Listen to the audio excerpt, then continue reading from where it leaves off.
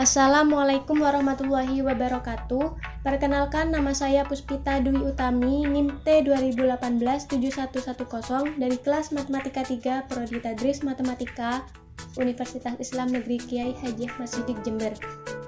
Di sini saya akan menjelaskan tentang Daulah Independen pada sejarah peradaban Islam.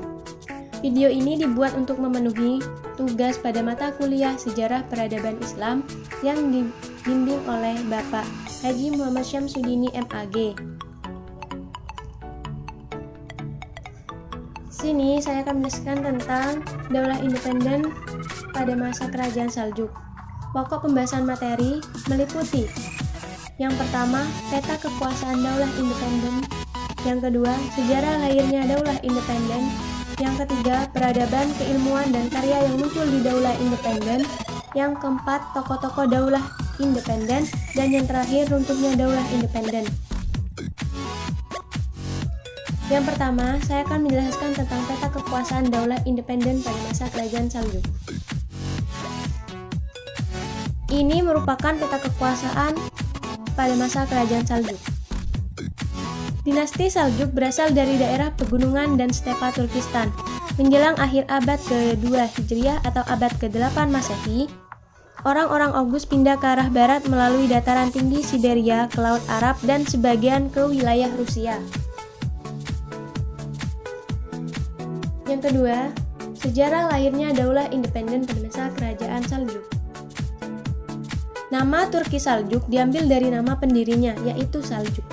Turki Saljuk merupakan salah satu suku dari bangsa Turki yang muncul pada abad ke-11 yang berada pada zaman Sultan Mahmud Sabaktakin.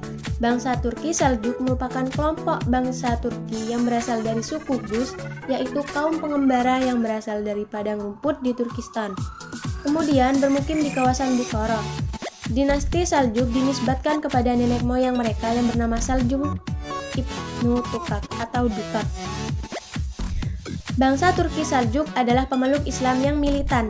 Masyarakat Turki Saljuk memeluk Islam diperkirakan jauh sebelum mereka memasuki daerah Jan. Tetapi kemungkinan besar mereka memeluk agama Islam setelah terjadinya interaksi sosial dengan masyarakat Islam di Jan itu sendiri.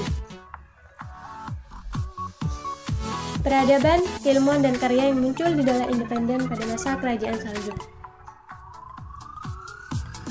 Pada masa itu, ada seorang ilmuwan bernama Elbet al-Usturlabi menuliskan bukunya yang berjudul Al-Jil al-Mahmudi atau buku tabel astronomi Mahmudi.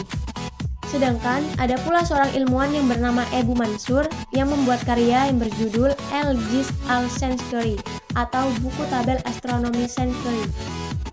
Istana para Sultan Saljuk di Baghdad, Isfahan, dan Nef selalu dipenuhi para pelajar, ilmuwan, dan juga para penulis. Mereka menuliskan karya-karyanya baik dalam bahasa Arab maupun bahasa Persia. Bahkan literatur Islam Persia mulai mendunia di bawah dinasti Saljuk. Beberapa penulis besar yang karyanya masih bisa dinikmati pada saat ini antara lain adalah karya Jalaluddin, Irumi Haqqani, Senayi, Nizami, Attar, Mevlan, dan Sa'di. Para penulis besar tersebut hidup dan mempersembahkan karya-karyanya kepada para sultan dinasti Seljuk. Adapun karya-karya pada masa Kerajaan Saljuk, yaitu berupa peninggalan bersejarah yang meliputi masjid, karavanserai, madrasah, menara, dan mausoleum. Tokoh-tokoh Daulah Independen pada masa Kerajaan Saljuk. Ada beberapa tokoh-tokoh pada masa Kerajaan Saljuk. Yang pertama, Seljuk bin Dukak. Yang kedua, Tugrilbek. Yang ketiga, Alp Arslan. Yang keempat, Sultan Maliksyah. Yang kelima, Sultan Mahmud Maliksyah. Yang keenam, Sultan Bakyaruddin Maliksyah. Yang ketujuh, Sultan Maliksyah II. Yang kedelapan, Sultan Muhammad Tapar alias Mehmed I. Dan yang terakhir adalah Ahmad Sanjar, yang itu merupakan tokoh-tokoh pada masa Kerajaan Saljuk.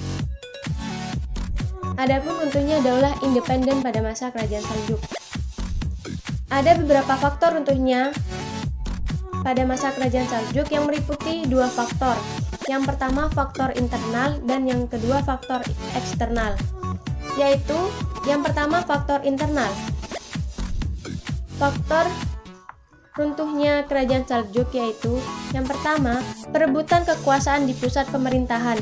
Yang kedua, munculnya dinasti-dinasti kecil yang memerdekakan diri. Yang ketiga, kemerosotan perekonomian. Yang keempat, munculnya aliran-aliran sesat dan fanatisme keagamaan.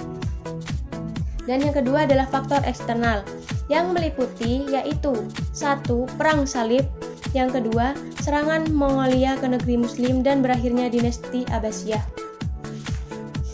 Mungkin hanya itu yang bisa saya jelaskan tentang Daulah independen pada masa Kerajaan Saljuk. Kurang lebihnya saya mohon maaf, dan apabila ada kata ataupun banyak kesalahan saya mohon maaf. Wassalamualaikum warahmatullahi wabarakatuh.